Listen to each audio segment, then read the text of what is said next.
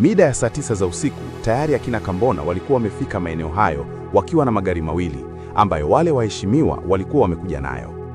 Basi wakiwa pale barabarani, walisubiri kwanza pakuchee ili wazame huko porini, maana kwa wakati huo ni giza nene lilikuwa limeshona kwenye uso wa dunia. Palikuchee na mwanga wa dunia uliopambwa na ukungu pande zote kutokana na mvua iliyopiga usiku kucha ulijitokeza. Hapo ndipo Kambona aliambiwa aongoze njia, huku bastola ikiwa kichogoni, maana waliamini anaweza leta janja janja. Waheshimiwa walibeba vifaa na dhana zao ambazo waliamini zitawasaidia. Baada ya hapo, walianza kuzama porini huku wakiwa wanashuka kwenye yale mabonde ambayo yalikuwa yamezungukwa na msitu mnene ulioshona. Baada ya dakika kadhaa, walikuwa wamefika na Kambona aliwaonesha shimo lenyewe. Basi ili kuhakikisha, yule bibi ambaye ndiyo mtaalamu, akiwa anashirikiana na vijana wake, walianza kupiga ramli kama kweli maeneo yale kuna hadhina. Bibi yule alitikisa kichwa kuonesha kwamba kijana Kambona hajakosea, ni pale pale kwenye hadhina. Japo bibi yule kwa utaalamu wake alipochunguza aligundua kule ndani kuna ulinzi wa kutosha, ila kutokana na kujiamini na alivyokuwa kawaaminisha wale mabosi, alijipa imani kwamba ataweza. Basi walifunga kamba kwenye mti kama ambavyo walishauriwa na Kambona, na mtu wa kutangulia kusafisha maluelue alikuwa ni yule bibi na vijana wake. Basi Kambona yeye mpaka hapo kazi yake ilikuwa imeisha. Kwanza ilibidi wamfunge kamba kila sehemu ya mwili na kumfunga kwenye mti ili asije akaondoka na kwenda kutoa siri sehemu nyingine.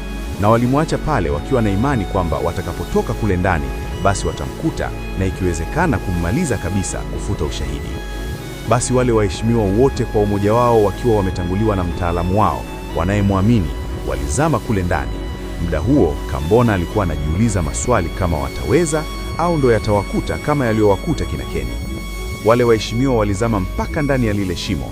Walijikuta mioyo yao inaanza kucheza amapiano na kudunda kama ngoma baada ya kukuta maiti zilizooza na mafuvu ya watu ya kutosha mule ndani ya shimo.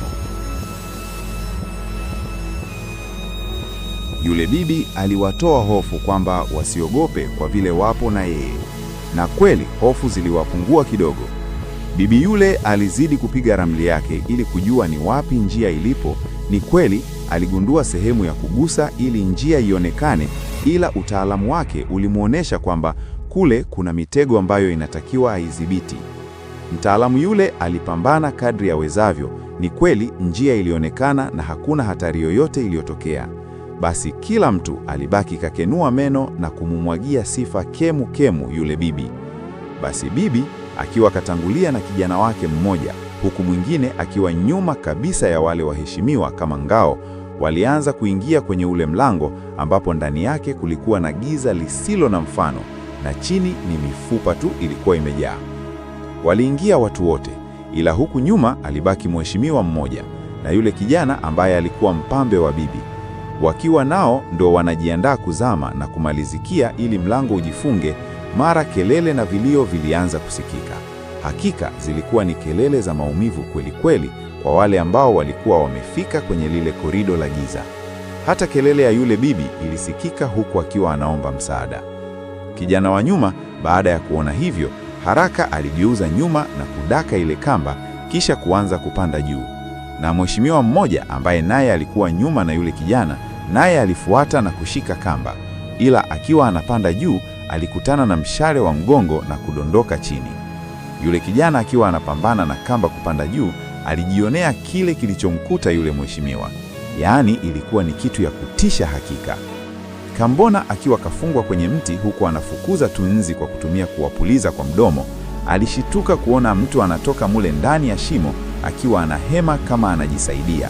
Baada ya hapo, aliona mtu anatoka nduki isiyo na kifani huku kanzu lake jekundu la kiganga likiwa linapepea tu nyuma. Oya bro, njoo basi nifungue basi. Kambona baada ya kuona hivyo alianza kupiga makelele. Basi yule kijana ambaye kwa muonekano alikuwa kamzidi Kambona miaka 2 mpaka 3 aligeuka nyuma. Hapo ndipo alipomuona Kambona. Haraka alirudi na kumfungua chapu. Baada ya hapo alianza spidi upya kupandisha mlima kuifuata barabara iliko. Hakika alikuwa kachanganyikiwa, yaani network yote kichwani ilikuwa imepotea. Kambona hakuelewa kinachoendelea, ila kutokana na hali ya yule jamaa alijihaza majibu kwamba huko ndani huenda watu wamenyolewa. Kambona ilibidi naye aanze kupandisha mdogo mdogo, huku akiwa anacheka kimoyomoyo. Yule bibi mpuuzi! Nilijua kamanda, kumbe mpuuzi tu. Kiko wapi sasa? Kambona alijisemea kwa sauti na kucheka. Baada ya hapo aliendelea na safari.